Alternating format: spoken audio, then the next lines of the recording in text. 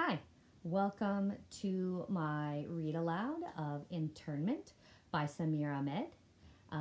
I am Miss Valley from 305, 8th grade ELA teacher at Goethe Elementary. Just a FYI, I do not have the rights to this book. We were reading aloud every week in my social studies class, and I wanted to make sure my students could continue the experience. So this is a private use video for the individuals who are in my classroom and their families and my friends. Thanks. So I'm going to keep production value pretty low, so you might meet my cat Marshmallow at some point and my children. So bear with me as we go through this reading of this excellent book. Again, Internment by Samir Ahmed, Chapter 1. Though you muffle my voice, I speak.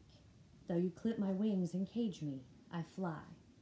And though you batter my body, commanding me to kneel before you, I resist. Amil Amin. Chapter 1. I strain to listen for boots on the pavement, stomping, marching.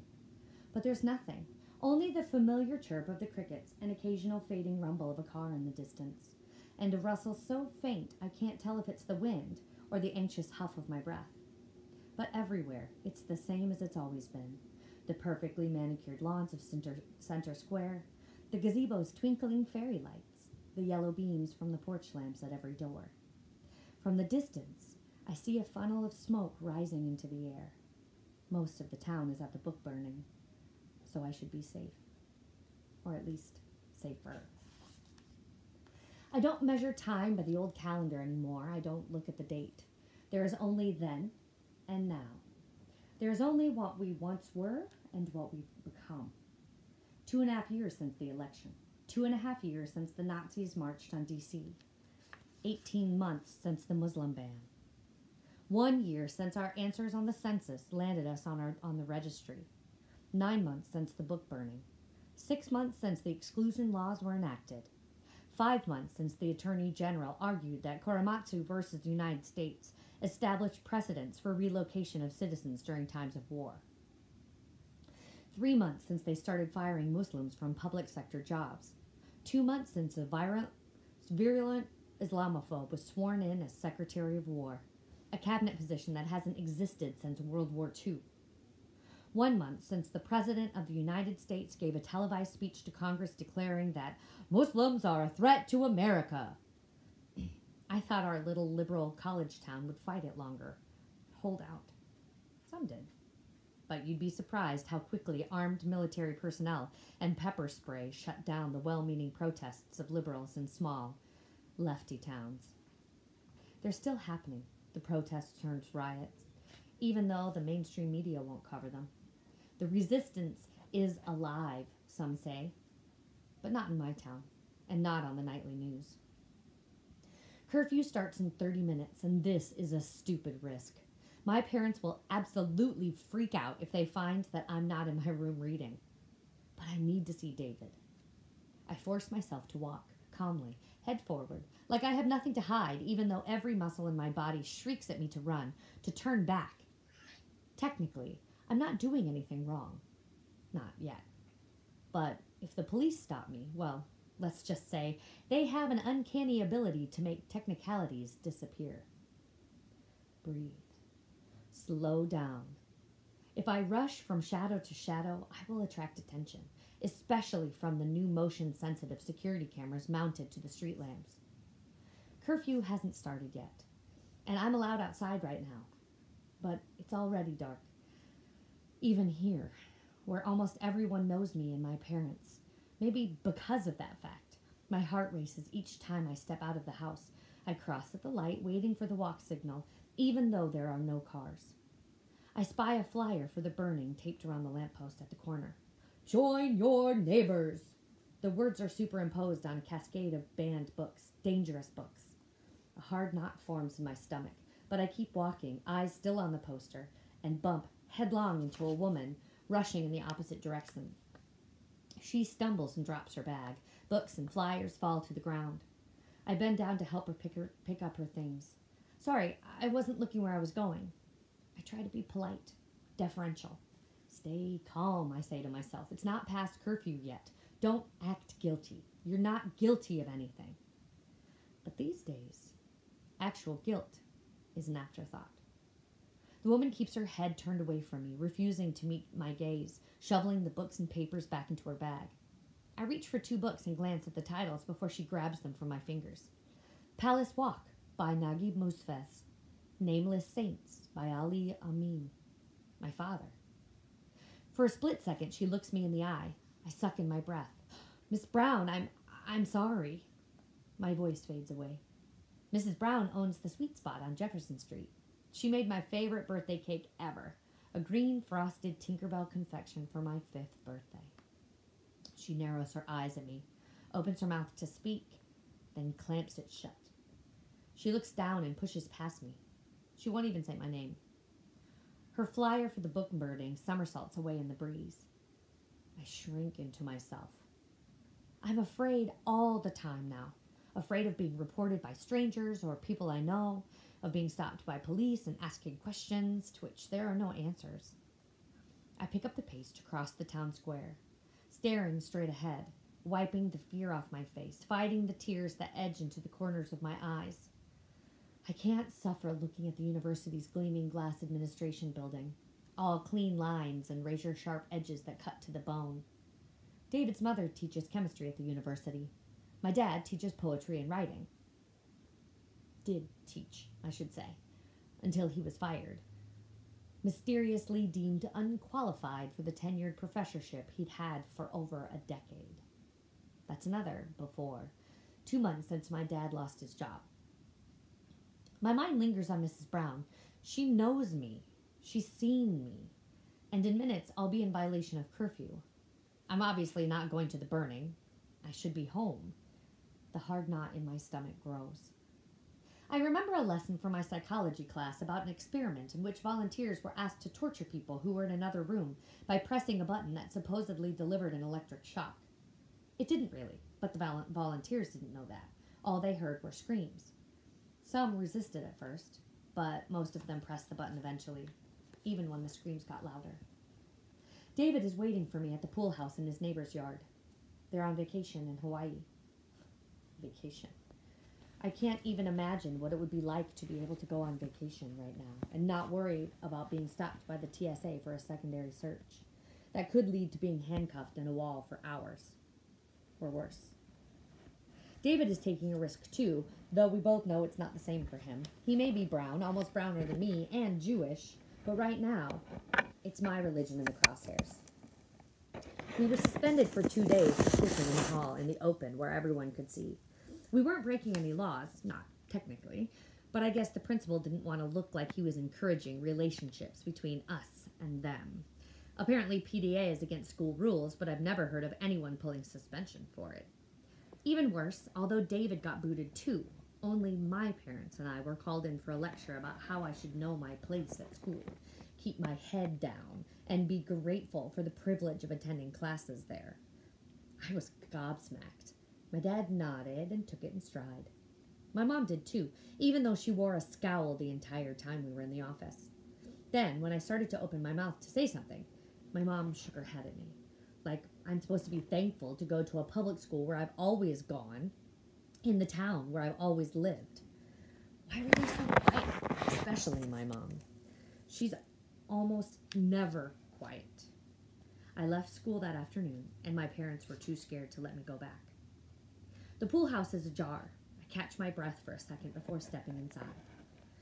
Layla, David whispers, touching my cheek with his fingers. David has his dad's gray-blue eyes and his mom's deep golden brown skin, and a heart bursting with kindness. A single candle glows at the center of the coffee table.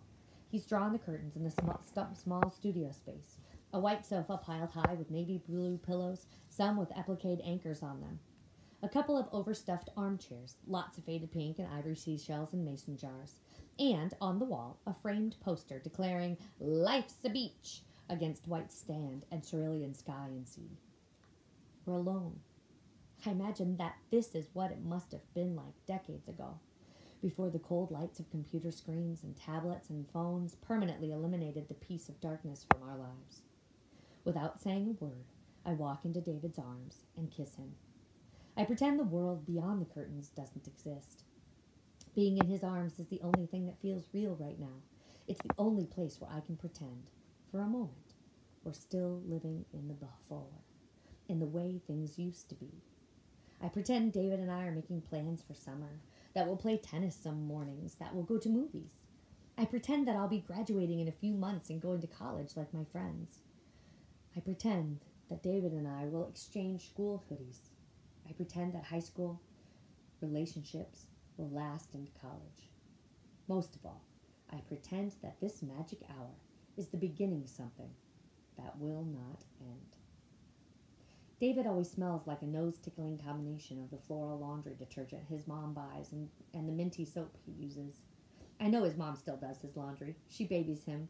I tease him about it and how college with all his white clothes will come out pink because he won't remember to separate his wash. I sigh. It would be the perfect moment to freeze in time and make into a little diorama that I could inhabit for an eternity. But I can't. I rest my chin on David's chest. I wish I could stay here forever. Is there a magic portal that will transport us to some other dimension? A Time Lord, maybe?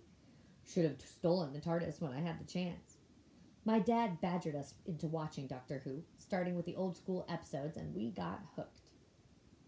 Since then, we've had on and off watching sprees. Despite the sometimes ridiculous production values, the monsters can be terrifying. It's one of our things. I give David a small smile. He could always make me laugh, but humor stabs now. I miss dumb banter. I miss laughter that doesn't make me feel guilty. I miss laughter that is simple joy. Everything about being with David feels natural, like the crooked, happy smile he's wearing right now, like the comfortable moments we can pass in silence, like our ability to just be with each other, like we've known each other since grade school. But it was last year at the beginning of homecoming bonfire that we had our first kiss. David sat next to me and took my hand, intertwining his fingers with mine.